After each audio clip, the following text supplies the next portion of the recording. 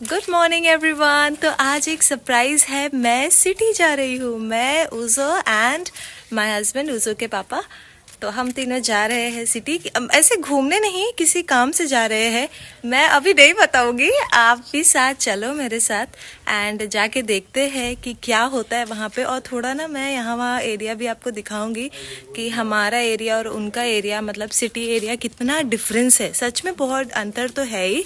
तो चलते हैं साथ में, देखते हैं क्या होता है। और मैं एक्चुअली किसी काम से जा रही हूँ, मुझे भी नहीं पता क्या होने वाला है उधर। सो लेट्स गो एंड सी। तब तक के लिए अपना ख्याल ज़रूर रखना और वीडियो में बने रहो। तो पूरा साथ चलते हैं, देखते हैं कहाँ क्या हुआ है। अभी तो साढ़े छः नहीं, 7-5 मिनट बचा है 7 बजने को। तो लाइट हुए ना, तो मतलब 7 बज रहे हैं। सो अभी मैं जल्दी जल्दी नहा के पहले खाना बना दूंगी थोड़ा बहुत, फिर नहा धो के रेडी हो जाऊंगी। और मुझे यहाँ से निकलना है 8 बजे। तो हमें यहाँ से जो हम डेस्टिनेशन जा रहे हैं वो है क्वाले। यहाँ से क्वाले का डिस्टेंस है ऑलमोस्ट 1.5 घंटा, या ट्रैफिक मिला के 2 घंटा। तो साथ चलते हैं, देखते हैं क्या है वहाँ पे। लेट्स गो दोस्तों। मैं अभी ना, 1 मिनट, 9:44 आउ अभी 9:44 हो रहा है। मुझे कहा गया था 8 बजे तक रेडी रहना। मेरा देवर वो के मतलब ऑटो लेकर आएगा एंड वी विल गो। मैं 8 बजे से मैं और उजो रेडी है, मेरा बैग भी रेडी है पीछे। एंड अभी तक कोई आया नहीं है।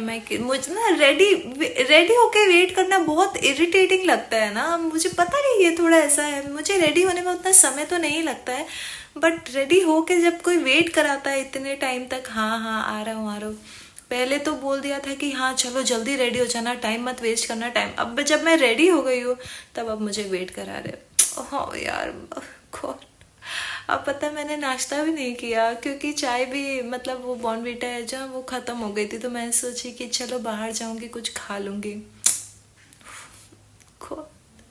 आई जस्ट होप वो जल्दी से आ जाए के लेकर, तो वो उसके बाद I will keep you guys updated. Okay दोस्तों, फाइनली अभी 10:30 बज रहा है जी, और हम निकल गए हैं। और मेरे देवर भी आ गए हैं ऑटो लेकर।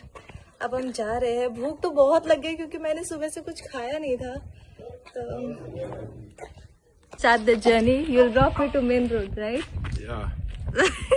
मैं बोल रही हूँ, मैं पूछ रही हूँ आप मुझे मेन रोड तक ड्रॉप करोगे? तो कह रहे हैं हाँ।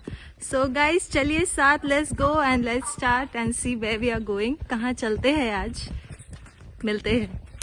यहाँ से ना ऑटो मिलना, मतलब के मिलना बहुत मुश्किल होता है। तो ये तो अच्छी बात है कि मेरे देवर का ये ऑटो मतलब के है। तो इससे क्या होता है ना, हम खुद जब भी तो नहीं, मतलब जब इमरजेंसी होता है तो इनको बुला लेते हैं कि प्लीज़ हमें छोड़ दीजिए, तो ये आ जाते हैं। क्योंकि आप देखें ना, मतलब फ्यूल का प्राइस भी इतना ज़्यादा है यहाँ पे, तो इसलिए हम बार बार इनको परेशान नहीं कर सकते। और दूसरी बात है, इनको भी तो अपना पैसेंजर तो लेना पड़ेगा ना, तो इसलिए ये बार बार आ भी नहीं सकते। ये जो रोड है ना, इसको बोलते हैं मोंगो पार्क। और ये रोड मैं बहुत डरती हूँ ये रोड से, क्योंकि इसमें ना किडनी लिवर सब हिल जाता है, इतना भयानक ये रोड है। फाइनली ये सब क्रॉस करते करते हमें लग जाता है 20 से 25 मिनट। उसके बाद हम कुछ ऐसे मेन रोड की तरफ आ रहे हैं। मेन रोड की तरफ आते हैं ना, तो बहुत सारे दुकानें से दिखते हैं। तो दोस्तों, हम मेन रोड पहुंच गए हैं। अब इंतज़ार है मेरे हस्बैंड का, वो आएंगे गाड़ी लेकर, तब हम यहाँ से आगे बढ़ेंगे। तो हमने ना कोई जगह देखे थोड़ी देर ऐसे बैठ गए हैं, क्योंकि अभी मेरे हस्बैंड आ रहे हैं, वो ड्राइव कर रहे हैं। तो अभी मैं उनको ये थोड़ी बोल सकती हूँ कि जल्दी जल्दी आओ, यार रास्ता है ना। तो फिर ड्राइव इंसान अगर जब करता है तो कोई बात नहीं, धीरे धीरे चलाओ, आराम से चलाओ। इसलिए मैंने बोला कि ठीक है आप आइए, तब तक हम यहाँ पे बैठते हैं, वेट कर रहे हैं। कह तो रहते हैं कि जल्दी है, ज़्यादा दूर नहीं है, 5-10 मिनट ही लगेगा। 5-10 मिनट के लिए ऐसी ही जगह है, अभी तक तो खुला नहीं है। ये जैसे रेस्टोरेंट है, तो यहाँ आराम से बैठ सकते हैं। यहाँ पे ज़्यादातर सब चीज़ 12 बजे के बाद ही खुलती है। अभी तो ऐसे रिलैक्स करने के लिए बैठ सकते हैं। दोस्तों, अभी हम अपने रास्ते में हैं और जा रहे हैं। तो हम अकेले नहीं हैं, और भी बहुत लोग हैं, तो साथ चलते हैं अभी यहाँ से। और 1-1.5 घंटा का रास्ता है। गर्मी बहुत है, एसी ऑन नहीं है, मगर फिर हवा चलती है ना बाहर से, तो अच्छा लगता है।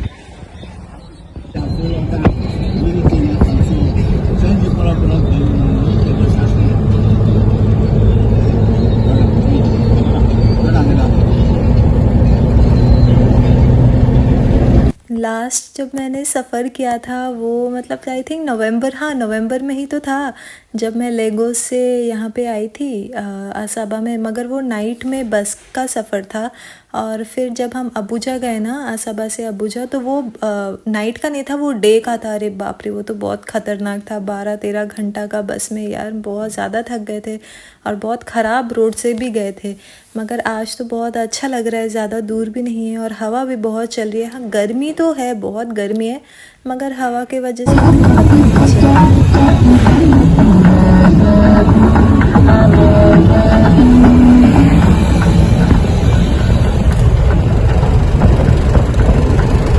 नाइजीरियंस तो बहुत एंटरटेनिंग है, पता है क्या? हर जगह हर जगह हर जगह लिटरली गाना बजते ही रहता है और लोग ज़ोर ज़ोर से बात करते हैं, चिल्ला चिल्ला कर। आप कहीं पर भी नोटिस करिए, इंडिया में भी नोटिस करिए, वैसे ही बात करिए, उनके लिए नॉर्मल है। दोस्तों फाइनली हम अपना डेस्टिनेशन पहुंच गए हैं। इस जगह का नाम है क्वाले। आते आते तो बहुत पूरा गर्मी एंड पसीना बहुत ज़्यादा है, धूप है, यहाँ तो गर्मी रहती है। तो हमारे पीछे जो है ना, अभी मैं दिखाऊंगी आप लोगों को, यहाँ जाना है, एंट्री मारना है। मैं जब जाऊंगी ना I will show you, so come along. Finally हम अपना डेस्टिनेशन पहुंच गए हैं और ये ना क्वाले में है ये जगह।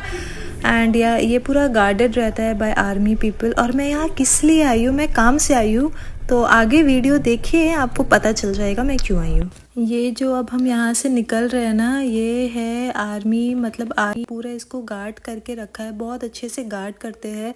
और इसके अंदर जो है वो है इंडियन कंपनी है वो, तो सारे इंडियंस को ना मतलब अच्छे से ट्रीट करते। मैंने तो ये देखिए ना, और ये इतने पैसे भी आज मुझे मिले, किस लिए मिले हैं मैं बोलूँगी आगे वीडियो में, आके देखिए आप लोग भी। और मैंने आप लोगों को पहले बताया था ना कि यहाँ पे चाहिए, देखो स्कूल है, यहाँ पे चाहे स्कूल हो, हॉस्पिटल हो, कुछ भी हो, यूनिवर्सिटी हो, इनके छत ना ऐसे ही रहते हैं, बल्कि बारिश उतनी नहीं होती। फिर हम पहुँच गए कहीं पे कुछ खाने के लिए, बहुत दोपहर भी हो गया था और भूख भी बहुत लग रही थी। मैंने तो सुबह से कुछ खाया ही नहीं है ठीक से।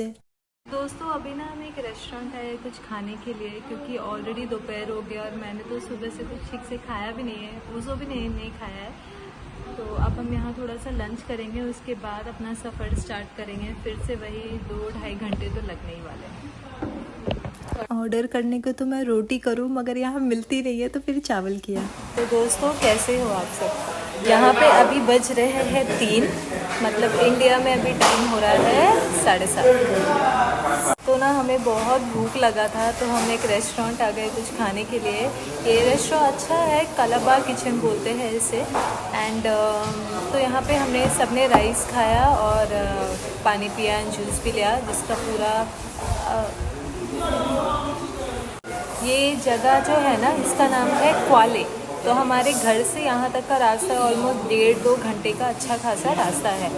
तो यहाँ मैं किस लिए आई हूँ अब मैं आपको बताती हूँ। तो कल रात को, हाँ कल रात को ही, कल शाम को मेरे हस्बैंड ने मुझे कहा था फ़ोन करके कि आप अपना CV और कुछ एजुकेशनल डॉक्यूमेंट्स रेडी करके रखना, क्योंकि ना यहाँ क्वाले में एक इंडियन ऑयल कंपनी है। तो हम यहाँ पे आएंगे कुछ इंटरव्यू के लिए, जो ऑलरेडी उनके रेफरेंस में है कोई, तो उनसे बात कर रखा था कि आज हम आ रहे हैं। तो मुझे भी ठीक लगा कि चलो अच्छी बात है, अगर मुझे यहाँ इंडियन ऑयल कंपनी में अगर कुछ अच्छा मिल गया ना नौकरी, तो मैं कर लूँगी कुछ टाइम के लिए। कोई भी काम छोटा बड़ा थोड़ी होता है, काम तो काम ही होता है। तो इसलिए मैंने कल रात को सारा अपना डॉक्यूमेंट्स रेडी कर लिया था और आज सुबह सुबह मैं उजो हम और के पापा हम तीनों यहीं आ गए थे। आते आते तो बहुत टाइम हो गया।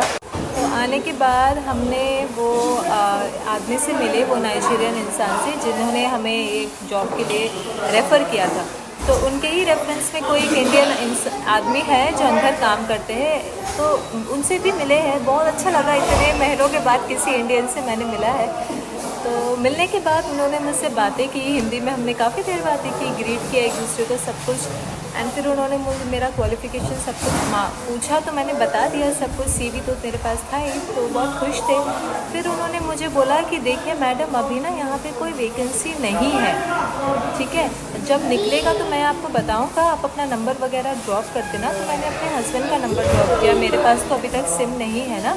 तो पर उन्होंने मुझे बहुत सारी ऐसी चीज़ें बताई है हिंदी में, जो मैं चाहती हूँ कि आप लोगों को भी मैं बताऊँ। जॉब के लिए। पहली बात तो ये उन्होंने बोला है कि नाइजीरिया में जॉब मिलना बहुत मुश्किल है। इंडिया जैसा नहीं है कि आप बार बार इंटरव्यू में जाते हो, कहीं ना कहीं आपको कुछ ना कुछ मिल जाता है। नाइजीरिया में जो है काम मिलना बहुत मुश्किल है। इसीलिए आपने मेरी वीडियोस में भी काफ़ी देखे होंगे कि यहाँ ना सब कोई पीओएस अपना ही बिज़नेस कुछ ना कुछ छोटा मोटा ही स्टार्ट कर देते हैं, क्योंकि वो ज़्यादा ही प्रॉफिटेबल है जॉब अकॉर्डिंग टू जॉब। तो जॉब में ना क्या है कि आपको सैलरी, दूसरी बात उन्होंने मुझे बोला है कि जॉब में आपको सैलरी अच्छा नहीं लगेगा यहाँ पे मैडम, कि चलो कहीं ना कहीं जॉब मिल जाए इंडियन कंपनी में तो हम आपको लगा तो देंगे क्योंकि आप पढ़े लिखे भी हो, मगर अगर सैलरी नहीं आपको अच्छा लगेगा और आप इतना मेहनत करोगे तो आप बताओ ना। तो मैंने पूछा सर आप मुझे एक आइडिया तो दीजिए कि क्या है सैलरी, तो मैं एटलीस्ट सोचूंगी ना, क्योंकि काम तो मैंने पहले भी किया है इंडिया में। तो फिर पता है क्या बोला उन्होंने बोला कि जैसे कहा आपका तो क्वालिफिकेशंस के हिसाब से एंड आपकी इंग्लिश और हिंदी तो आपको बहुत अच्छी आती है, तो इस हिसाब से हो सकता है हम आपको मैक्सिमम जैसे यहाँ पे दे सकते हैं 2 लाख, 2 लाख नायरा। जी हाँ, वो मुझे देंगे 2 लाख नायरा, हो सकता है मैक्सिमम। और आपको पता है घबराइए तो आप उतना एक्साइटेड, आप भी मन में सोच रहे हो कि अरे जैसी पागल तुम्हें 2 लाख नायरा मिल रहा है और तुम बोल रहे हो कम पैसा है। अरे 2 लाख नायरा मतलब हमारे इंडियन रुपीज़ में 10,000, तो 10,000 में क्या होगा ना, आप भी तो सोचिए। मैं 1 मिनट के लिए मैं चौंक गई, फिर मैंने बोला कि सर ये मिनिमम है या फिर ये मैक्सिमम है, तो कह रहे ये मैक्सिमम है। तो 1 मिनट के लिए मेरा दिल उदास हो गया। फिर मैंने बोला ये कैसे हो सकता है सर, ये तो इंडियन ऑयल कंपनी है, यहाँ तो एक्सपैट्स आते हैं, कैसे आप सोचिए ना, ये तो बहुत ही कम अमाउंट है, इंडिया में तो हम इससे भी ज़्यादा कमाते हैं, है कि नहीं। फिर मैंने एग्जैक्टली तो कुछ ऐसे बोला नहीं है, मैंने खाली यही कहा है कि ठीक है सर कोई बात नहीं, आप देखिए अगर आपको कोई अच्छी पोजीशन मिलती है अकॉर्डिंग टू माय क्वालिफिकेशन तो आप मुझे ज़रूर बताइए, मैं कंसिडर करूँगी जो भी होगा। क्योंकि ये ना कॉलेज जो हमारा ये इंडियन ऑयल कंपनी है बहुत सिटी एरिया है, बहुत मतलब ठीक है, टाउन है, उतना अंदर नहीं है हमारे घर जैसा, जैसे हम असबा में कितने अंदर है ना, तो एटलीस्ट ये सिटी है तो हम ये भी कंसिडर कर सकते हैं कि हाँ भाई सिटी में नेटवर्क अच्छा है, उसको स्कूल में डाल सकते हैं फॉर द टाइम बिंग, जितने दिन हम यहाँ पे हैं तब तक। फिर तीसरी चीज़ पता है क्या है उन्होंने बोला, फिर उन्होंने मुझे पूछा कि आप लोग क्या किराए के घर में रहते हैं या क्या है, तो मैंने कहा नहीं सर हमारा तो अपना घर है, घर के बाहर अभी हम थोड़ा दुकान भी कंस्ट्रक्ट कर रहे हैं, उसमें समय लगेगा क्योंकि पहले से बना के रखा था जब हम इंडिया में थे, तो यहाँ आए तो थोड़ा सा मुश्किल हो गया हमारे लिए। तो उन्होंने बोला कि मैं आपको हाईली सजेस्ट करता हूँ जैसे कि आप यहाँ पे ना कुछ बिज़नेस स्टार्ट करिए अपना, क्योंकि नाइजीरिया में अगर आप किसी के अंडर काम करते हो ना तो बहुत मतलब ग्रोथ का कोई चांस ही नहीं है, एंड सेकेंडली बहुत कम पैसे देते हैं, और जिस दिन आपको फायर मतलब उनको हटाना रहेगा ना वो आपको बोलेंगे चलो आज से तुम मत आओ, तो फिर आप मतलब कोई नोटिस पीरियड कुछ ऐसा नहीं है, फिर आप निकल जाओ, ऐसा है। तो उससे अच्छा अगर आप बिज़नेस करते हो तो बहुत प्रॉफिटेबल भी है, और आप जैसे एक मदर हो तो आपके लिए बहुत आसानी होगा टाइम मैनेज करके, जब आप खोलना चाहते हो खोलिए, जब आप तो आप एक मदर भी हो, आपके लिए आसानी होगा कि आप जब खोलना चाहते हो खोलिए दुकान, जब बंद करना चाहते करिए, अगर आपको टेलरिंग पता है तो आप वो करिए, मतलब जो भी आपको बिज़नेस पता है कुछ भी छोटा मोटा आप स्टार्ट करिए, क्योंकि नाइजीरिया में प्रॉफिटेबल सबसे ज़्यादा बिजनेस ही है। तो इसी फ्लो में मैंने भी पूछ लिया सर आप नाइजीरिया में कब से है, तो उन्होंने कहा कि वो लास्ट 3 सालों से नाइजीरिया में ही है। तो मैंने पूछा आपको अच्छा लगता है, तो कहते हैं कि मेरी फैमिली तो यहाँ नहीं है मगर मतलब काम तो करना पड़ेगा ना, मैनेज तो करना ही पड़ेगा। तो देखिए दोस्तों मैं यही बोलना चाहती हूँ कि देखिए हर एक कंट्री कितना अलग है। नाइजीरिया भले ही हमारे मुकाबले मतलब नाइजीरिया भले ही उतना डेवलप नहीं है एज़ कम्पेयर टू इंडिया, मगर यहाँ भी आप देखो बहुत मुश्किल है लोगों को काम मिलना, बहुत कुछ, अब मैं क्या बोलूँ। तो यही कॉन्वर्जेसन हुआ, और फिर क्या हुआ अभी मैं बोलूँगी ना आपके होश उड़ जाएंगे। तो जैसे हम इंडिया में जब कोई मेहमान किसी के घर जाते हैं या मिलने जाते हैं तो हम उनको क्या ऑफ़र करते हैं, चाय पानी ठंडा, ये नहीं पी के जाइए एटलीस्ट चाय तो पी लीजिए, ऐसे करते हैं ना। तो नाइजीरिया में हम ऑफ़र करते हैं कोला नट। कोला नट एक छोटा सा ना थोड़ा कड़वा फल होता है, वो उसको मतलब तोड़ के सब कोई खाते हैं ऐसे कोला नट। मैं फ़ोटोज़ अटैच करूँगी आप देखिए, उसी को ना तोड़ के मतलब थोड़ा सा आप खाओ, थोड़ा सा मैं खाऊँ। मतलब ये इनका ट्रेडिशन है कि कोई भी आप मेहमान आते हैं उनको वेलकम करिए कोला नट से। तो उन्होंने मुझे बोला, अरे सॉरी, मैं चाय पानी तो आपको नहीं पूछ सकता, मेरे पास यहाँ चाय वाय नहीं है, मगर मैं जैसे हम तो नाइजीरिया में है, यहाँ पे मैं आपको वेलकम करने के लिए कोला नट ही देता हूँ। तो मेरे मन में थोड़ा सा ये था, मुझे कोला नट अच्छा नहीं लगता, मैंने पहले भी खाया है। मैं जब अबूजा गई थी ना मेरे ससुर जी से मिलने के लिए, उन्होंने भी मुझे दिया, मैंने खा तो लिया, पर मुझे अरे इतनी कड़वा कड़वा क्या है तब उन्होंने मुझे बोला ये कोला नट है, तो वो मुझे वेलकम करे। मेरे ससुर जी यहाँ नहीं रहते हैं, वो अबूजा में रहते हैं, तो अपने फैमिली के साथ, ठीक है। तो उन्होंने फिर वो अंदर गए और मुझे फिर जाने से पहले उन्होंने बोला कि जैसे आप यहीं वेट करना। मेरे हस्बैंड को भी बोला कि आप लोग यहीं वेट करो, मैं अभी आता हूँ। तो वो जल्दी जल्दी गए और थोड़ी देर बाद आए। देखो ना क्या लेके आए, मैं दिखाती हूँ ना आप लोग। ये है 30,000। जी हाँ, ये है 30,000। यहाँ सबसे बड़ा नोट होता है 1000 का। तो वो 30,000 लेकर आए और मुझे हाथ में दिया। 30,000 नायरा मतलब 1500 इंडियन रुपीज़। मैं तो ले ही नहीं रही थी, क्योंकि हम लोग, आपको तो पता है इंडियंस हम लोग कैसे हैं इंडियंस तो हम शर्मीले हैं ना, हमारे माता पिता भी तो हमें ऐसे ही सिखाते हैं ना कि कोई पैसा देगा तो बिल्कुल मत लेना, बिल्कुल मत लेना। 4-5 बार जब कोई देता है ना तब हम ले लेते हैं। नानी घर भी जब मैं जाती थी ऐसा ही होता था, मेरे मामा देते थे पैसा तो हम बोले ना मामा नहीं, मामा नहीं, मामा। फिर बहुत बार फोर्स कर करके अरे रखो रखो, पॉकेट में ही डाल देते थे। तो इन्होंने भी बहुत, पहले तो 2-3 बार मैंने नो बोला है। मुझे सच में बहुत ख़राब लग रहा था, क्योंकि मैं पहली बार ही आई हूँ, आप मुझे पैसे दे रहे हो, चाय देते तब भी मैं पी लेती। तो फिर उन्होंने बोला कि नहीं जैसी, ऐसा नहीं है, यहाँ पे ना ट्रेडिशन है, क्योंकि वो भी अगर किसी के वहाँ जाते हैं तो उनको भी सब पैसे ही देते हैं या कोला नट देते हैं। तो फिर मेरे हस्बैंड ने बोला ले लो ले लो, यहाँ पे कोई वैसे को मना नहीं करता है, नहीं करना चाहिए, नहीं करना चाहिए। तो फिर मैंने ले लिया। फिर मैंने बहुत थैंक यू बोला। फिर मैंने बोला कि अगर कोई अच्छा अगर वैकेंसी मिले तो आप मुझे ज़रूर बताइए, मैं तो इंटरेस्टेड हूँ करने के लिए या कुछ। अब मुझे घर में बैठ के अच्छा नहीं लग रहा है ना अभी के लिए, तो कुछ ना कुछ तो कर ही लूँगी। और ये सिटी मुझे, टाउन मुझे अच्छा लग गया है। फिर यही सब बातचीत की। फिर उन्होंने मेरा नंबर, मेरा नहीं मतलब फौजी का नंबर वगैरह लिया और कहा है कि ठीक है, कुछ भी होने से मैं आपको ज़रूर बताऊँगा। बस यही था दोस्तों, यही हम आए हैं इतना दूर। उसके बाद हमने थोड़ा लंच किया। अभी हम जहाँ पे बैठ के हैं, तो अभी निकलेंगे थोड़ी देर में वापस घर के लिए। तो यही चीज़ आपको बताना है कि अगर आप जैसे नाइजीरिया में काम खोजते हो ना एज अ एक्सपैट क्या होता है, जैसे आप इंडिया में हो, आपने अप्लाई किया नाइजीरिया में और नाइजीरिया से आपको बुला रहे हैं कि इंडिया से आप उठ के आओ यहाँ पे, तब वो आपको डॉलर्स में पेमेंट करते हैं और अच्छा सेफ्टी घर भर सब देते हैं। आप देखिए ना मेरी वीडियो में, कंपनी के बाहर पूरा मिलिट्री लगाया हुआ है और उनको मिलिट्री गाड़ी में घर छोड़ते पूरा सेफ्टी के साथ। बाकी आप कहीं जा रहे हो तो वो आपका मैटर है, मगर काम से घर तक, वर्क प्लेस एंड हाउस, वो पूरा आपको अच्छे से देंगे।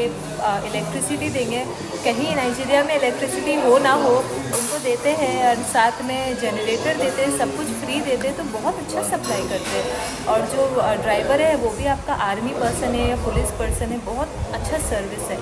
मगर यदि आप अगर नाइजीरिया आए हो और यहाँ से काम ढूंढ रहे हो ना, तो उसके लिए हो सकता है थोड़ा मुश्किल है, इम्पॉसिबल तो नहीं है, मुश्किल है। जैसे वो सर ने मुझे बोला कि देखो, जैसे आप खुद एक, मतलब हिंदी में उन्होंने मुझे बोला कि आप खुद सोचिए ना, मतलब वो फील्ड वर्क कर रहे हैं यहाँ पे, जैसे वो इंजीनियर है जो भी है, तो he is doing field work. वो एक्सपर्ट है, वो फील्ड वर्क यहाँ कर रहे हैं, तो उनका काम टोटली डिफरेंट है और एक मैन है।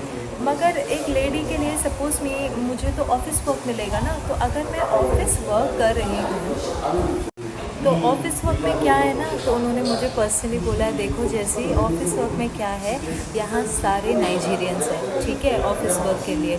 अगर मैं आपको वहाँ पे डाल दूँ, चलो आपको मिल गया ऑफिस के लिए, तो आपको लगता है बाकी लोग आपको एक्सेप्ट करेंगे? मतलब एक्सेप्ट करेंगे इन द सेंस कि उनको अच्छा लगेगा? वो तो यही सोचेंगे ना कि भाई हमारे लोग खुद, मतलब उनको काम नहीं है, और आप यहाँ पे किसी फॉरेनर को आप ओइबो ओइबो बोल रहे ना, फॉरेनर को ओइबो को आप काम दे रहे हो, ये क्या बात हुई? मतलब आप समझिए ना, मेरा कॉन्सेप्ट आप समझिए, वो क्या कहना क्या चाह रहे हैं कि सारे ऑफिस में सारे नाइजीरियन हैं, मैं आपको सडनली दे दूँ तो वो लोग क्या सोचेंगे कि हम आपको फेवर कर रहे हैं, कॉमन सी चीज़ है। मैंने बोला हाँ मैं समझती हूँ, मगर आप अपने हिसाब से भी कोशिश करिए। मैं तो इतना ही बोला, मैं उतना नहीं बोल सकती हूँ। सो दैट्स इट, यही सब बातें हुई। उसके बाद हम लोग यहाँ आ गए पास में ग्वाले में अच्छे रेस्टोरेंट में खाने के लिए। अच्छा अच्छा है रेस्टोरेंट एंड एवरीथिंग। तो हमने राइस वगैरह खाया एंड फिर साथ ही साथ मेरे और मेरे हस्बैंड ने बहुत बातें भी की। तो वो मुझे पूछ भी रहे थे कि क्या चल रहा है घर में, क्या हो रहा है, कोई कुछ बोल रहा है, कोई परेशान कर रहा है, अब बताओ तुम्हें या कुछ भी। क्योंकि वो ज़्यादातर घर में नहीं रहते, और रहते भी हैं तो फिर अपने आके सो जाते, अपने ही काम से बहुत बिजी रहते हैं। Is a very very busy man. यहाँ भी दोस्तों, यहाँ काम आसान नहीं है। जब इंडिया में हम थे तो हमारा शॉप वगैरह था तो वो फिर भी थोड़ा सा आसान था, क्योंकि करेंसी इंडिया का ज़्यादा है। जैसे कि 1 रुपये सिर्फ इंडियन रुपीज़ यहाँ का 20 नायरा है, तो अगर आप 1 रुपये भी भेजते हो तो यहाँ पे उनको 20 रुपये मिल रहा है एग्जाम्पल। तो ऑब्वियसली आप अगर 100 रुपये भी भेजते हो या 1,000 भी भेजते हो या 10,000 भी भेजते हो, यहाँ पे बहुत बड़ा अमाउंट है। तो यहाँ पे आप इजीली कुछ ना कुछ कर सकते हो। मगर यहाँ आप इतना खट रहे हो भाई, बहुत ही खट रहे हो, और आपको एंड ऑफ द डे इतना कम पैसा मिल रहा है, तो आपको कैसा लगेगा? मतलब मैं तो, हम लोग तो देसी है ना, हम लोग फटाफट क्या करते हैं, हमें कोई 10,000 नायरा भी देगा तो हम फटाफट उसको डिवाइड बाई 20 करके देखेंगे, अरे भाई इतना ही है ऐसे। तो जस्ट क्या बोलूँ मैं, बहुत मुश्किल है नाइजीरिया में रहना। अगर किसी का बिजनेस है तो और अच्छा चल रहा है तो बहुत अच्छी बात है, वरना जॉब वगैरह तो बहुत मुश्किल है दोस्तों। तो बस यही बातें बातें की अभी थोड़ी देर में आप निकलेंगे वापस घर के लिए। ब्लॉग देखिए, अगर घर पहुंचती हूँ फिर मैं बताती हूँ, अगर कुछ पूछना है तो पूछिए।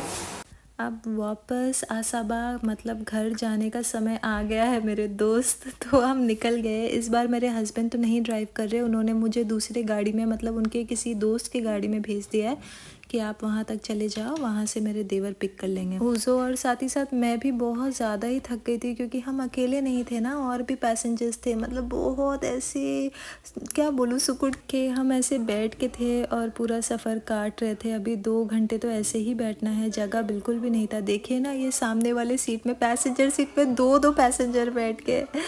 उज़ो तो कुछ देर बाद सो ही गया। अच्छा, मैं क्या बोलने वाली हूँ ना, कि एक माँ का जो सैक्रिफाइस होता है ना, हम ना ये समझते ही नहीं है सच में। जब मैं छोटी थी, मेरी मम्मी ने भी, मेरे अम्मा ने भी बहुत सैक्रिफाइस किया है मेरे लिए, मगर हमारे लिए एक्चुअली, हम तीनों के लिए। मगर हम ना उस वक्त इतने समझ नहीं पाते। जब मैं खुद माँ बनी, अब देखिए मैं इतनी थकी हुई हूँ, साथ में उज़ो भी थक गया, मगर जगह बिल्कुल भी नहीं है।